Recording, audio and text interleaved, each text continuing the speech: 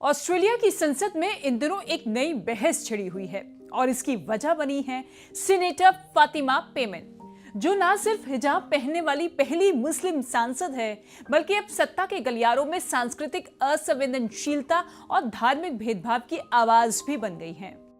क्या हुआ पेमन के साथ? फातिमा पेमन ने हाल ही में एक चौंकाने वाला खुलासा किया। उन्होंने बताया कि एक पुरुष सहकर्मी ने उनसे संसद के एक कार्यक्रम में शराब पीने और टेबल पर नाचने को कहा। शायद कुछ लोगों को यह मजाक या सामान्य व्यवहार लगे, लेकिन जब आप जानते हैं कि पेमन एक मुस्लिम महिला हैं जो धार्मिक आस्था के कारण शराब नहीं पीती और हमेशा हिजाब पहनती हैं, तो ये घटना केवल असहज नहीं बल्कि सीधी सांस्कृतिक और धार्मिक असंवेदनशीलता बन जाती है। पेमन ने साफ शब्दों में कहा कि ये मेरी आस्था, मेरी पहचान और मेरे मूल्यों पर हमला था। उनके लिए ये सिर्फ एक असभ्य टिप्पणी नहीं थी, बल्कि एक ऐसा लम्हा था जिसने उन्हें उनके धर्म और महिला होने की वजह से नीचा दिखाने की कोशिश की। सबसे हैरानी की बात यह है कि पेमन ने शिकायत दर्ज कराई, लेकिन अब तक ना तो आरोपी का नाम सामने आया है और ना ही घटना की तारीख। इस रहस्य ने पूरे तंत्र की पारदर्शिता पर सवालिया निशान खड़ा कर दिया है। क्या ये मामला भी राजनीतिक रसूख और सत्ता की चुप्पी के नीचे दबा दिया जाएगा, या फिर इस पर संसद अपनी संस्कृति में बदलाव की पहल करेगी?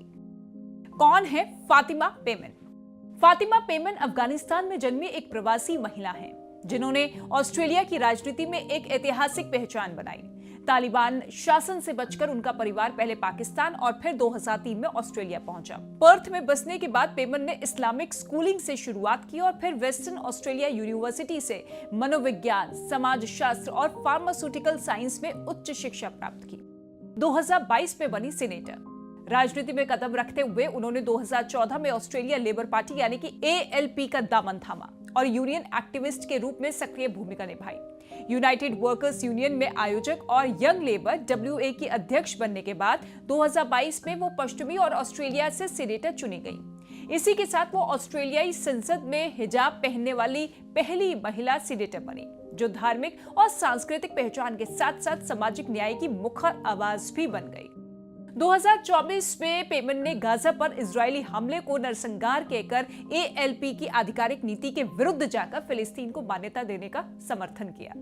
इससे उन्हें पार्टी कॉकस से निलंबित कर दिया गया, जिसके बाद उन्होंने ALP छोड़ते हुए ऑस्ट्रेलिया की आवाज नामक अपनी स्वतंत्र राजनीतिक पार्टी की स्थापना की। पेमन आज ऑस्ट्रेलियाई राजनीति में अल्पसंख्यकों और महिलाओं के अधिकारों की एक निर्भीक प्रतिनिधि मानी जाती हैं। पेमन के साथ जो हुआ, ये घटना पहली बार नहीं है जब ऑस्ट्रेलिया की संसद में कार्यस्थल की संस्कृति पर उंगलियां उठी हो। 2021 में ब्रिटनी हिंगिस के मामले ने पूरे देश को झकझोर दिया था, जब उन्होंने आरोप लगाया कि संसद भवन के भीतर ही उनके साथ बलात्कार हुआ था। उस घटना के बाद संसद में भारी विरोध प्रदर्शन हुए और एक समीक्षा में खुलासा हुआ कि वहां शराब पीने, बदसलूकी और यौन उत्पीड़न की संस्कृति गहराई से फैली हुई है। पेमन का मामला इसी पुरानी समस्या की नई कड़ी बन गया है।